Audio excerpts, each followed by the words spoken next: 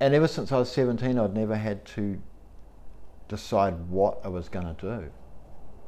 The thinking was always, how am I going to do it? Who am I going to do it with? Never what.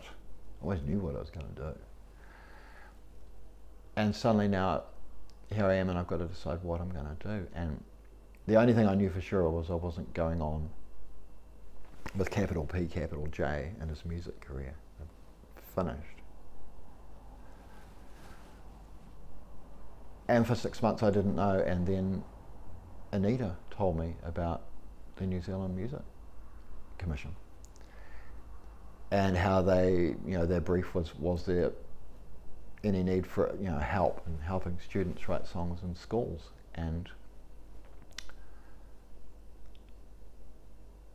the thing you had to have to apply was you had to have a track record of being able to write songs, and I had one, so a whole bunch of people went along to whatever they were doing, and they spoke to us for a day and blah blah blah.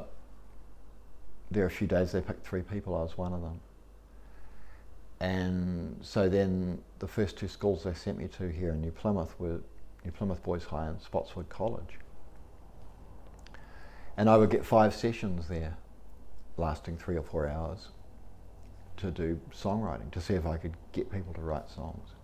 And I had portable recording equipment. If I could, I recorded them. I got to meet all the members of the band Rival State during that very first year, and look where they have gone now,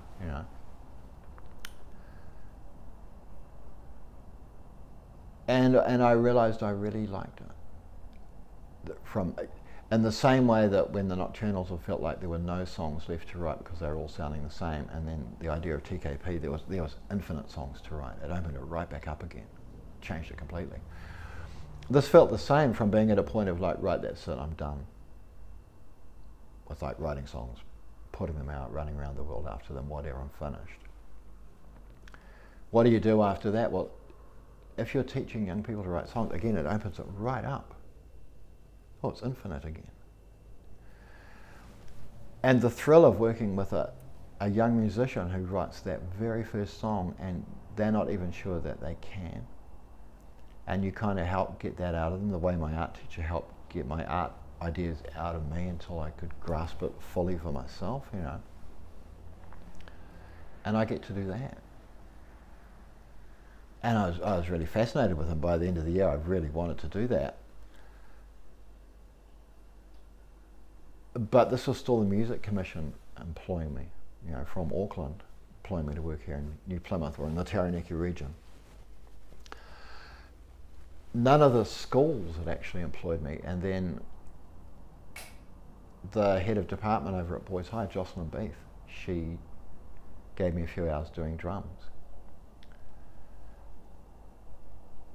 And as I go to other schools, there aren't all that many drum tutors here in Taranaki, and as I go to other schools teaching songwriting, they get into that, and when it was over, they'd give me some time teaching drums. I ended up teaching drums in 6 schools, which was fine, but it was getting harder and harder to work for the Music Commission, and it was like, well, what about the songwriting?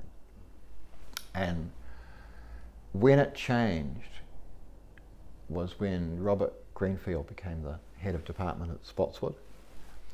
And I was so lucky because he actually knew who I was, like in terms of my musical past instead of Mr. Drum Teacher. Like he had records like Substatic and stuff. He knew about Randolph's Going Home. He knew some of my stuff.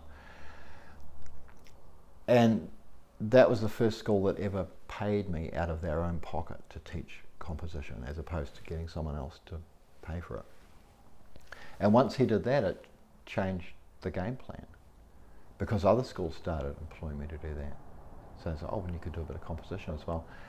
And that meant that idea started to regularly feature in not only my week, but the students' week. Instead of here's a burst of it and then it's gone, it became something we did throughout the year. And bit by bit, I kept picking up hours in schools, and eventually it got to a point where I couldn't work for all the schools I was working for, so it narrowed down. And last year it was Spotswood, and out at Okato they've had a role reduction out there, so won't be there, but next year I'll be able to go to Stratford and Hara. But Spotswood College is like the central school. They're the one who employ me the most.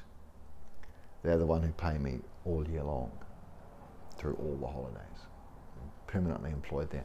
So they're the absolute bedrock of it. And as such, a lot gets done working at that school. And in New Plymouth anyway, music students from all of the other schools have left schools to come to Spotswood College to go to the music department. I've never seen anybody go in the other direction.